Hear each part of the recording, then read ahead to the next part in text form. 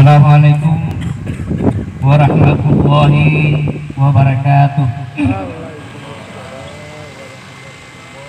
Alhamdulillahilladzi arsala rasulahu bil huda wa dinil haqq liyudhhirahu 'ala dini kullihi wa kafa billahi shahida. Asyhadu an la ilaha illallah wahdahu la syarika lah wa asyhadu anna Muhammadan abduhu wa rasuluh la nabiyya ba'dah. Allahumma sholli ala Muhammad wa ala alihi wa sahbihi wa man tabi'ahum bi ihsanin ila yaumiddin, amma ba'd.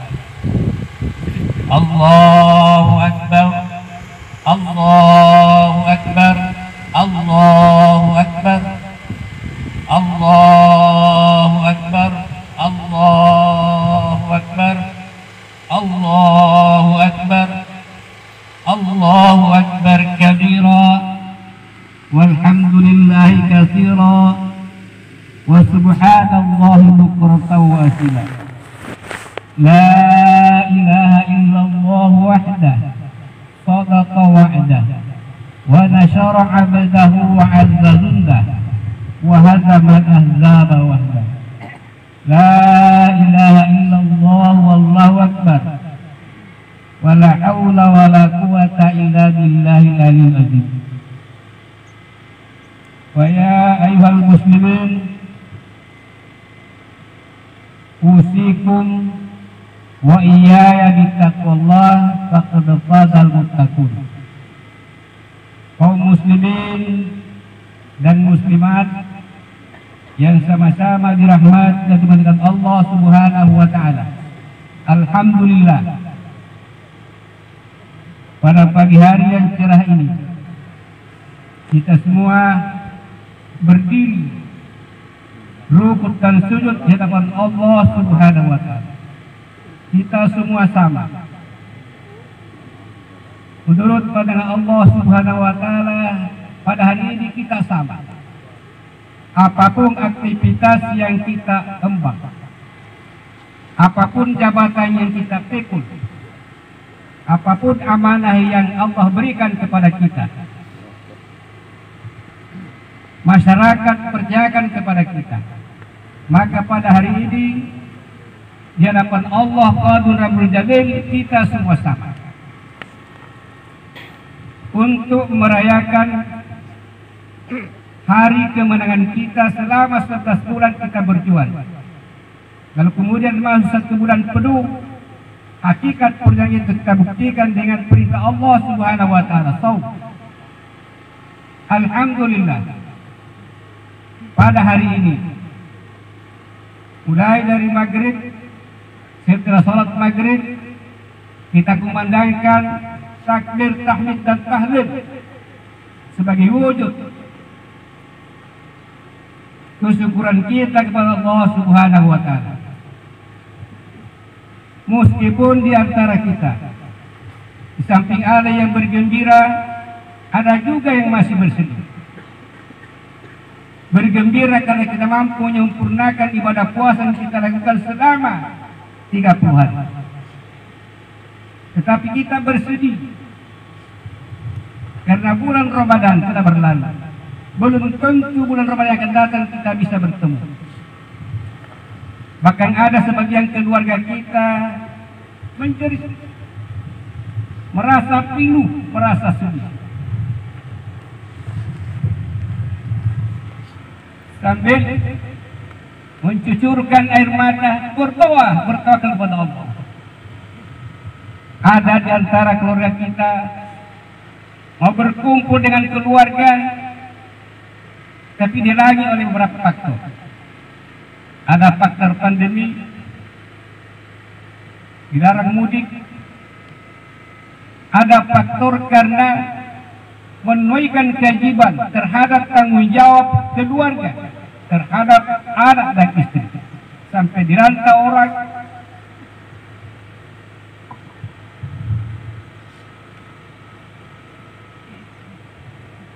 Tidak bisa bersama-sama dengan keluarga. Kita tidak tahu seperti apa mereka memperjuangkan nasib keluarga,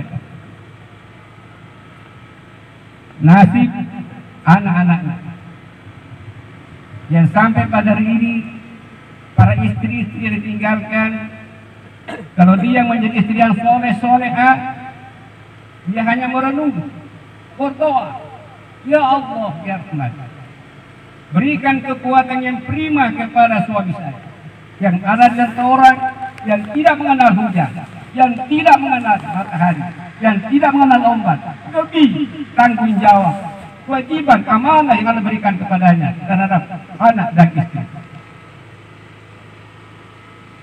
Itu istri yang soleh. Tapi istri yang tidak soleh, dia selalu mengatakan, suami dirantau orang,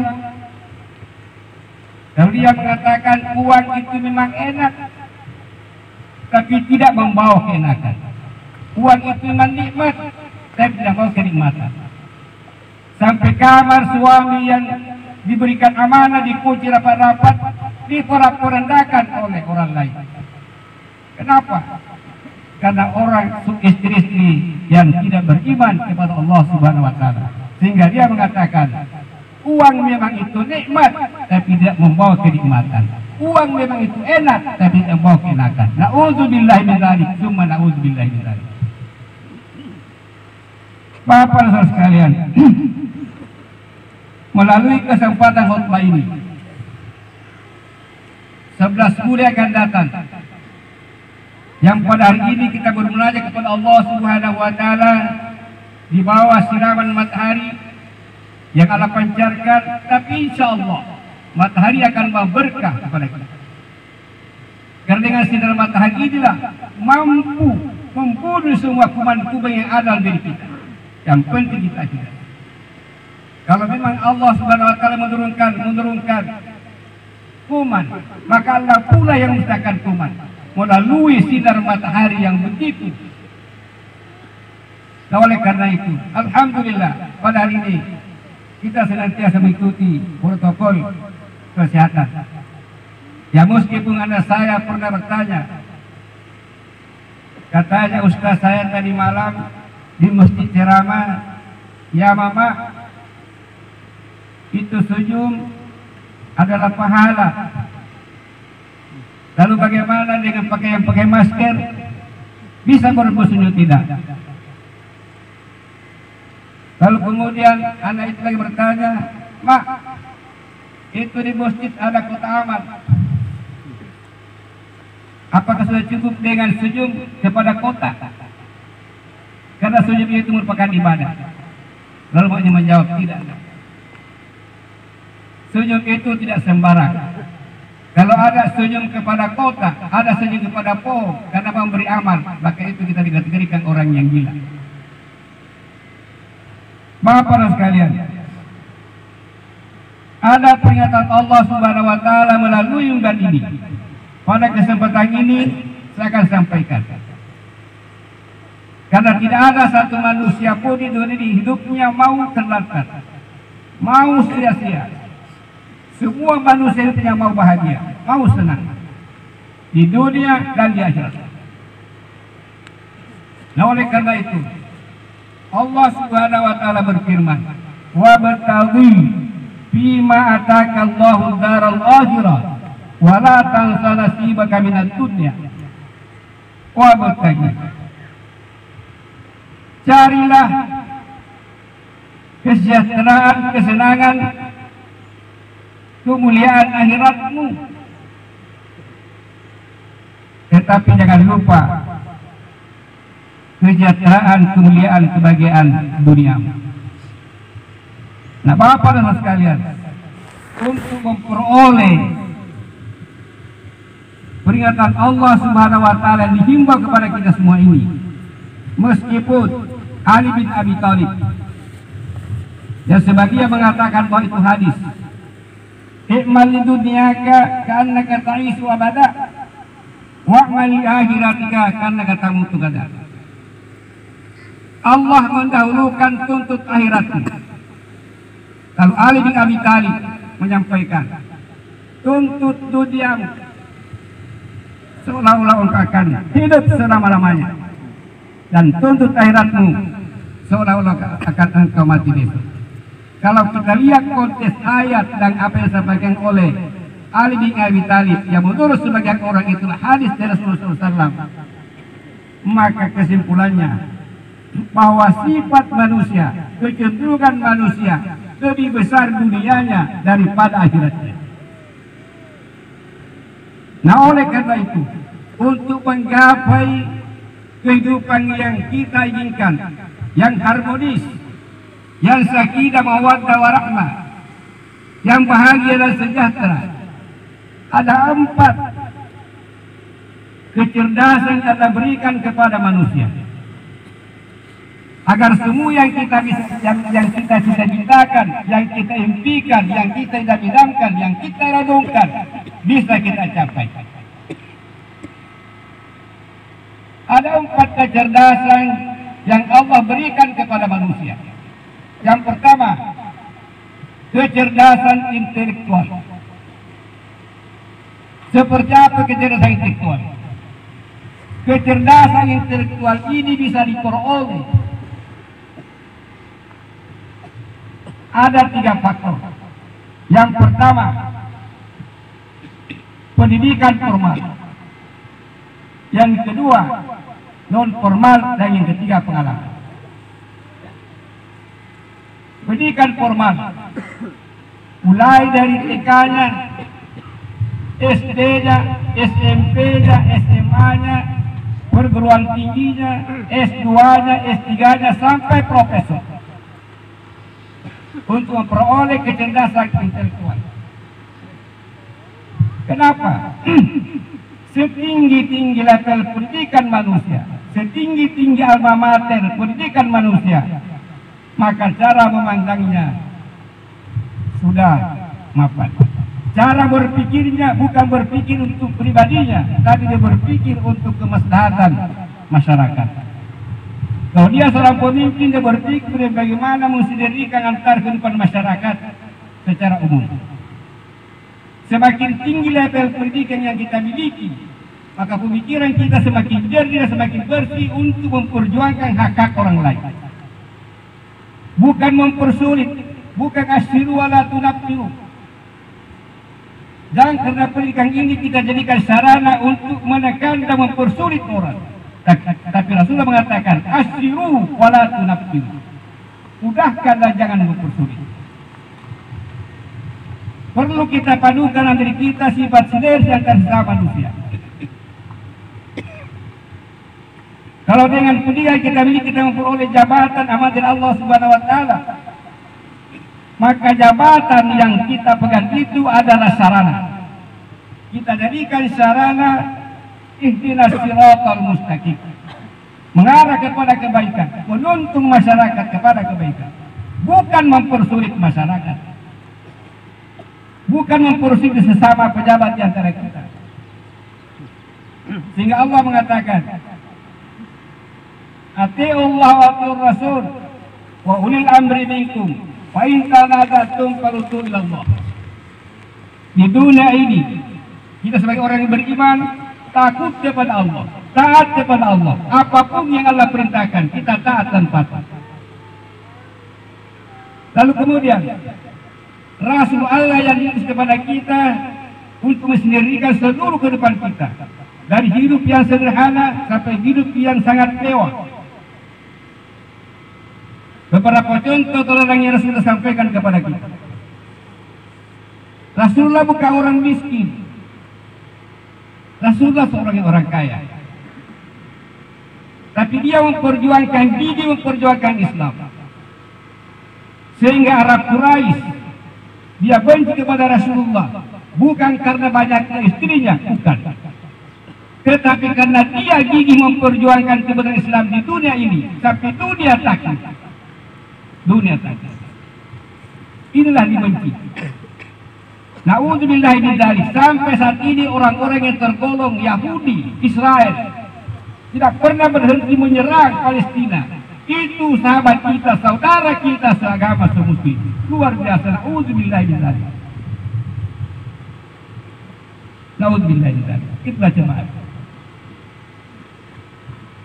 Jadi kecerdasan intelektual bisa diperoleh melalui mulai dari tingkat SD sampai perguruan tinggi dan seterusnya. Dan bukan itu satu kebanggaan. Apapun gelar yang kita miliki bukan kebanggaan. Itu hanya titipan Allah Subhanahu wa taala. Karena di hari kemudian nanti kita ditanya berapa gelarmu yang berderet, doktor, profesor, dan sebagainya. Allah tidak tanya. Yang Allah tanya, bagaimana tanggung jawab terhadap masyarakat? Adil tidak? Sejahtera ke masyarakat tidak? Sejahtera keluargamu tidak? Anak-anakmu tidak? Bagaimana anak bisa kau arahkan dengan ke jalan yang benar? Ini pertanyaan yang Allah nanti kita dapatkan dari kemudian. Yang kedua, pendidikan intelektual ini bisa kita peroleh melalui non formal. Yang mana non formal?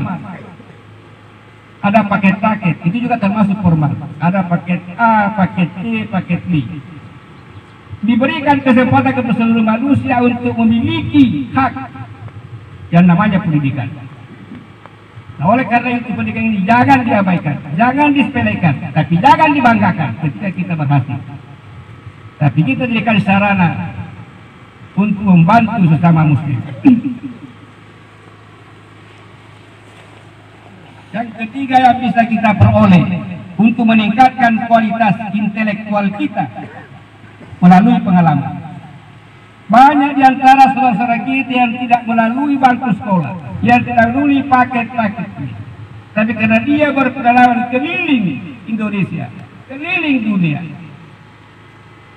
Pada masa Rasulullah dari Isra Mi'raj, dari masjid ke masjid, dari masjid ke masjid sampai Muntaha. Yang dilihat seperti apa yang ada di sekitarnya. Setiap ada kegiatan yang menguntungkan, yang ada manfaatnya, yang ada nilai-nilai tambah di dalamnya, dia perhatikan. Begitu kembali, dia perhatikan. Sudah banyak. Banyak sekali yang tidak pendidikan sama sekali, tapi luar biasa berhasil. Luar biasa. Nah, oleh karena itu Bapak sekalian,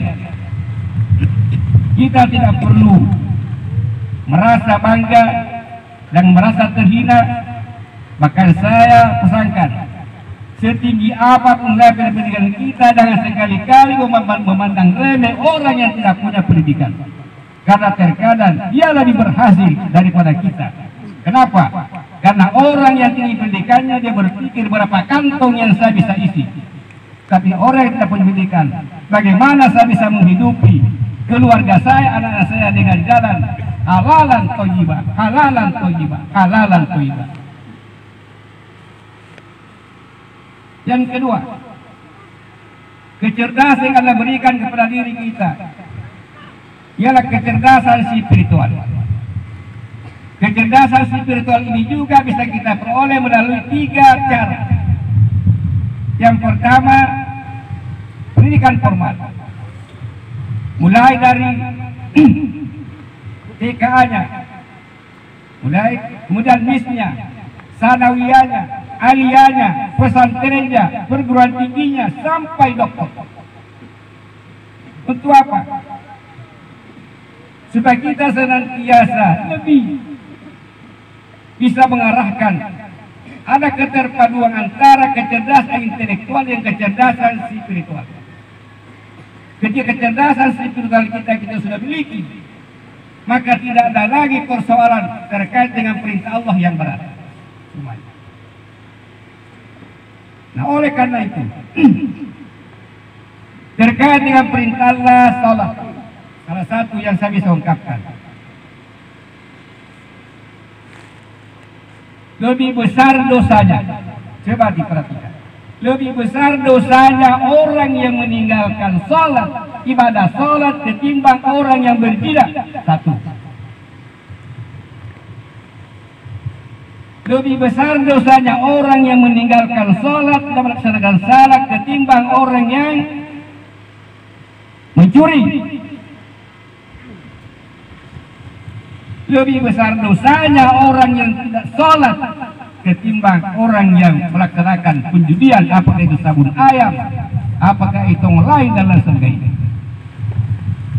Coba pikir, orang yang berzina jika diketemukan menurut Al-Quran ada 2 hukuman, begitu beratnya. Yang pertama didera 100 kali,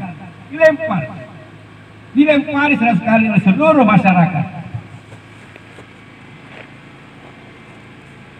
Yang kedua didera, ditanam sampai leher, baru siapa lewat. Nah itu dari kemudian seperti itu. Kita tidak peroleh sekarang ini, tapi di hari kemudian kita peroleh. Itu besarnya luar biasa dosanya, tetapi masih lebih besar dosanya orang yang tidak melaksanakan sholat.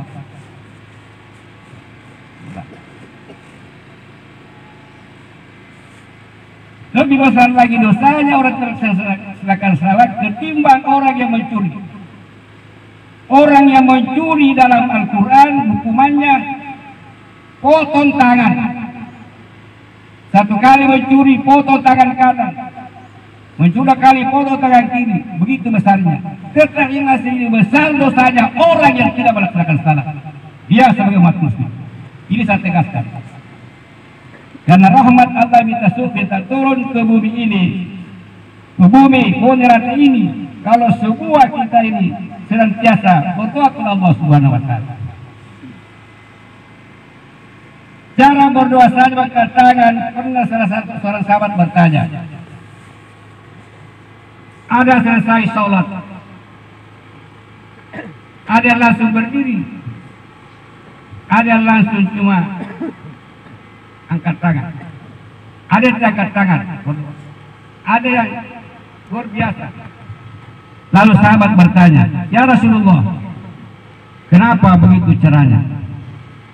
Rasul hanya menjawab, coba kamu didatangi oleh 3 orang, lalu dia minta sekamu, ya Tuhan, beri saya uangmu sepeser pun karena saya tidak punya uang. Yang satu mengatakan, ya Tuhan, beri saya uangmu sepeser pun karena saya tidak punya uang. Yang satu mengatakan, beri saya uangmu. Yang mana kau beri? Dia menjawab, yang saya beri yang sungguh-sungguh.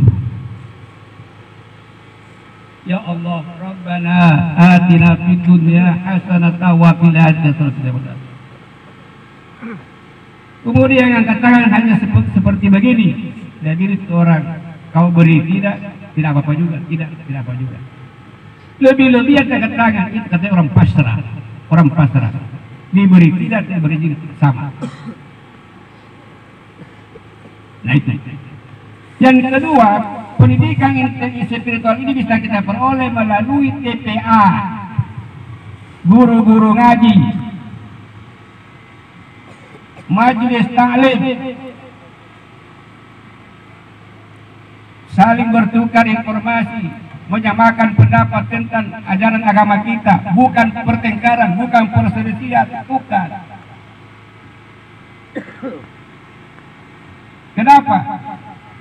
Karena Allah hanya memberikan isyarat kepada kita, memberikan kewajiban kepada kita hanya 4 sesama manusia.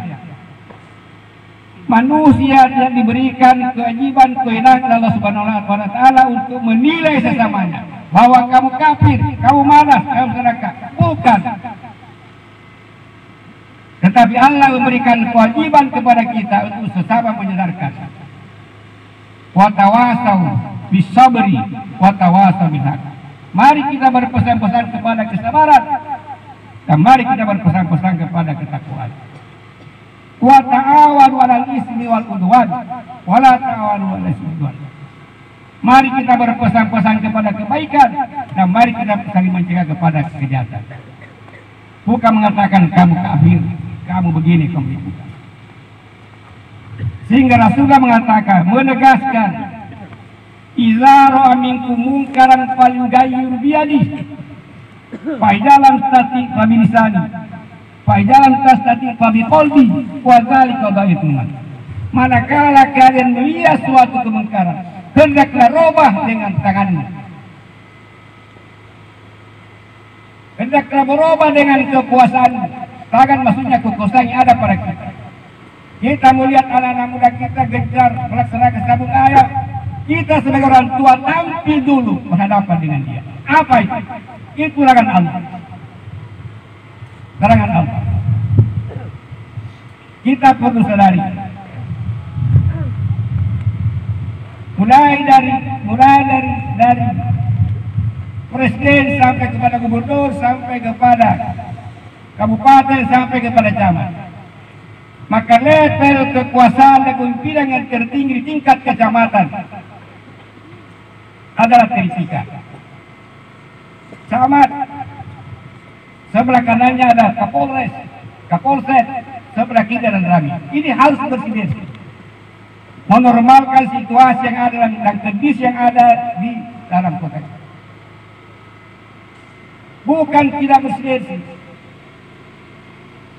bisa bersinergi kalau kita punya dua. Yang pertama rasa, yang kedua kepentingan. Semua manusia punya rasa. Yang membedakan hanya postur tubuh. Ada yang tinggi, ada yang besar, ada yang kurus, tapi rasa semua ada. Rasa ingin senang, rasa ingin menikmati ketentraman seperti apa sinarnya di malam hari. Rasa lapar, rasa ngantuk, kita semua. Kalau kita punya kepentingan, orang lain juga punya kepentingan. Itu harus paralel. Harus paralel. Karena kapal tidak paralel, maka yang terjadi adalah saling memfitnah, saling gontok-gontokan, saling mensikat. Nah, oleh karena itu kita sebagai manusia yang baik untuk menstabilkan situasi. Yang pertama, kita harus mampu mengakui kelebihan orang lain. Itu hukum. Kita harus mampu mengakui kelebihan orang lain. Yang kedua, kita harus mampu mengakui seluruh kekurangan yang ada pada diri kita. Yang ketiga, meskipun banyak amal-amal yang kita perbuat, tapi itu kita lupakan. Tapi kita ingat amal-amal yang belum terlaksana. Dan yang keempat, kalau kita mau stabil, apa yang ada sama Anda, apa yang ada sama diri kita, pasti saudara-saudara kita juga ingin memilikinya. Yang membedakan karena faktor kesempatan. Yang pada dasarnya semua yang kita miliki, yang ada sama kita itu adalah sementara. Semua sifatnya sementara. Roh kita pun sementara. Ada yang sampai 90 tahun, ada yang hanya 70 tahun, ada yang 20 tahun, bahkan ada di bawahnya. Al-Amin. Nah, oleh karena itu tidak perlu kita saling gontok-gontokan. Kenapa? Karena kita mempunyai waktu yang masing-masing punya batasnya.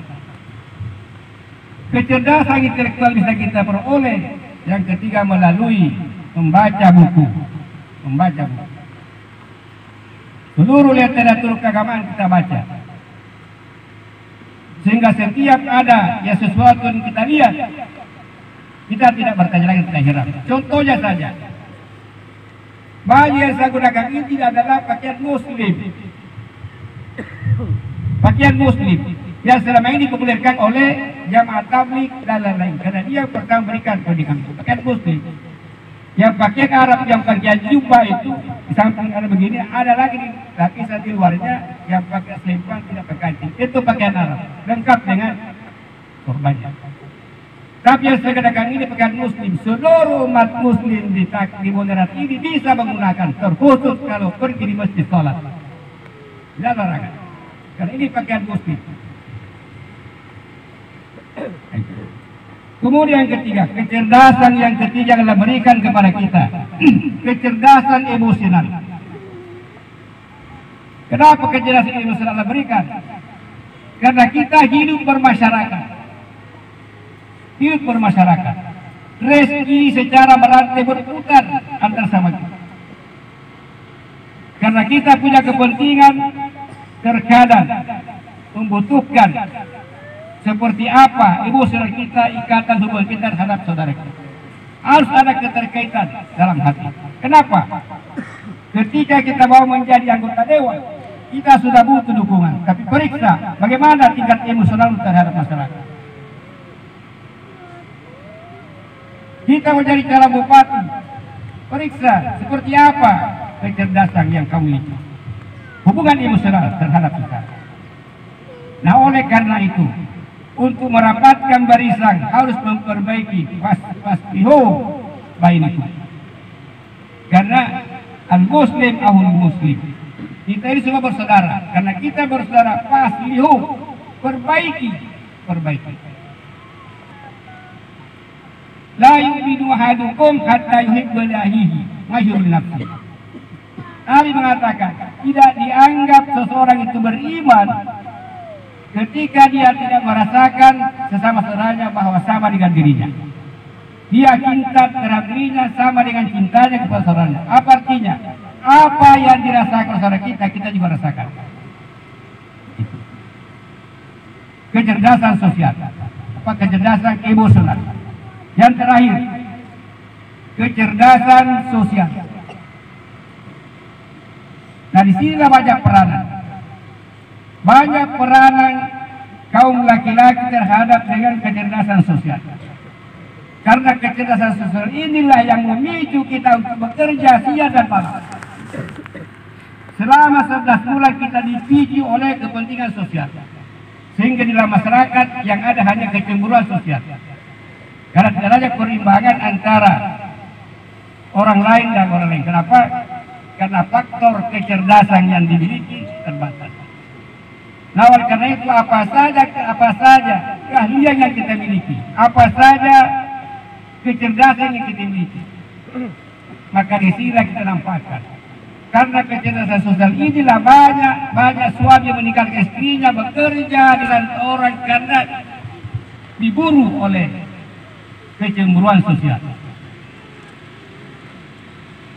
Nah, oleh karena itu, semua harta yang kita peroleh selama 11 bulan yang penting kita perhatikan apa hak-hak harta yang terdapat dalam kita yang sudah saya jelaskan di 3 malam ini.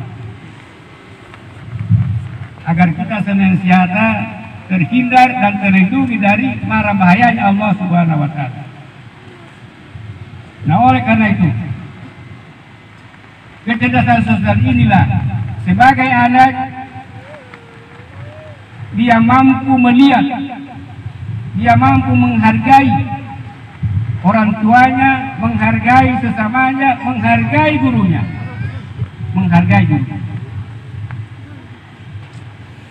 Jangan karena kita digombleng dan dicuci otak oleh HP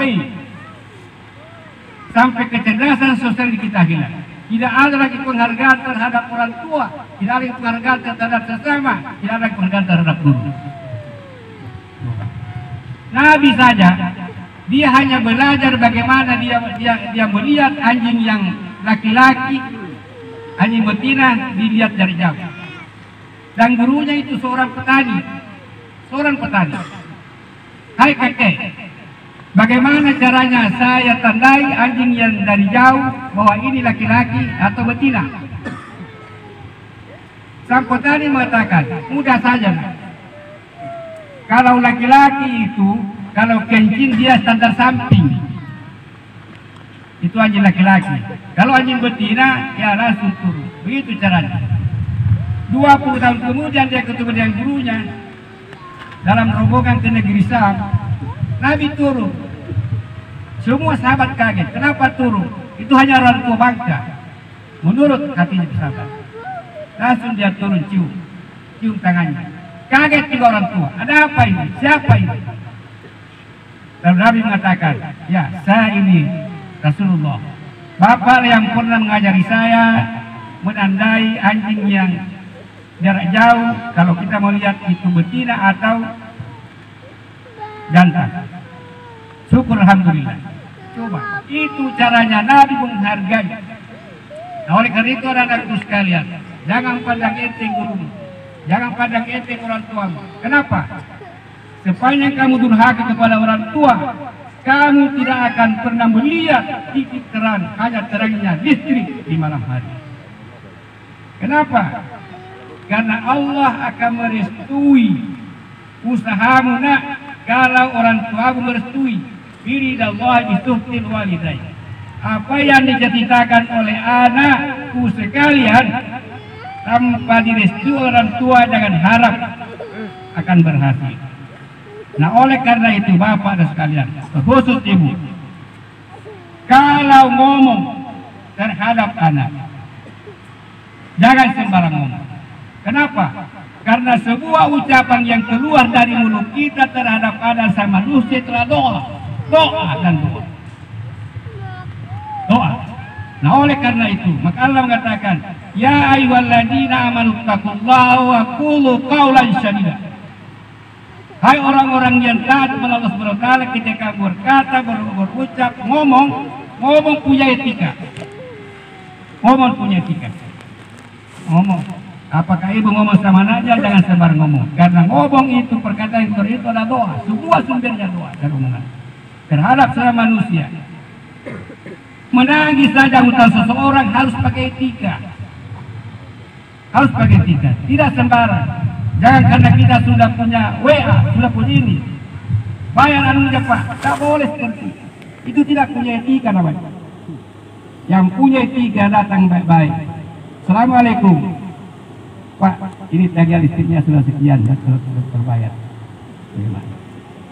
Kita saling menghargai, Nah oleh karena itu Bapak sekalian, pada kesempatan ini, pada hari ini, mari kita semua dengan kecerdasan sosial, kita merapatkan barisan, saling memberikan maaf. Apakah itu di persoalan pilkades, kita saling gotok-gotokan karena tidak sama dukungan. Apakah itu persoalan caleg legislatif, kita bentrok satu jalan melihat ke kiri, satu melihat ke kanan karena tidak sama-sama dukungan. Persoalan pilkada karena tidak sama-sama dukung, kita bentrok. Mulai hari ini, mari kita bersihkan diri kita, mari kita bersihkan jiwa kita, mari kita bersihkan pikiran kita, hilangkan yang lalu. Kita datang selesai datang, mari kita berikan saling memaafkan kepada Allah Subhanahu wa taala. Wasyari'u ila maghfirati. Sebelum Allah memberikan ampunan kepada kita lebih dahulu sama-sama memberikan ampunan, sama-sama memberikan kepuasan, sama-sama memberikan imajinasi, estimasi untuk berbuat, bukan saling mencegah dan bukan saling menekan. Nah oleh karena itu mari kita senantiasa berdoa kepada Allah Subhanahu wa taala. Mudah-mudahan Ramadan dia akan datang, kita masih dapat bertemu. Di mana Bapak Bupati pada tanggal 17 Ramadan dia telah mencerangkan baca ngaji. Seluruh masyarakat Selayar diharapkan peningkatan kualitas keagamannya dengan melalui ngaji. Ini perlu diperhatikan. Nah oleh karena itu maka diharapkan seluruh rumah tangga, ibu-ibu harus punya perhatian memiliki Al-Quran. Dan Quran itu bukan sekedar dimiliki, bukan sekedar disimpan, tapi dibaca setiap hari. Nah oleh karena itu mudah-mudahan Allah Subhanahu wa taala memberikan kekuatan lahir dan batin kepada kita semua, dan insya Allah dengan berakhirnya Ramadan akan berakhir juga seluruh penyakit-penyakit yang mengkhawatirkan dan menakutkan sama kita. Dan kita berharap kepada Allah Subhanahu wa taala agar senantiasa memberikan rezeki yang berlipat ganda. Apakah itu tanaman kita, apakah itu jualan-jualan kita, kemudian apakah itu sumber rezeki yang ada di laut. Mudah-mudahan berkahnya Ramadan yang kita lalui dan berkahnya satu Syawal ini kita bersama-sama. Maka mulai besok atau 2 hari, 3 hari yang puasanya belum sempurna karena perjalanan ke Selayar, dia sakit, kemudian sempurnakan baru masuk puasa Syawal. Saya kira seperti itu. Rabbana atina fid dunya hasanatan wa fil akhirati hasanatan wa qina wa taqabbalallahu minna minkum tilawat al-sabul ghafir. Allahumma ighfir lana warhamna wajburna warfa'na warzuqna wahdina wa'afina la ilaha illa anta subhanaka inna kunna minaz zalimin. Wassalamualaikum warahmatullahi wabarakatuh.